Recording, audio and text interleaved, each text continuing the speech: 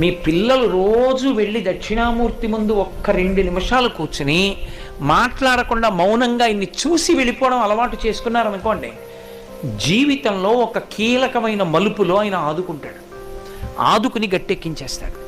దక్షిణామూర్తి దక్షిణామూర్తే గొప్పది. ఆయన దర్శనం చేస్తే సరస్వతీ కటాక్షం దగ్గర నుంచి లేనిదన్నది ఉండదు, ఇక ఏదైనా ఇచ్చేస్తాడు ఆయన.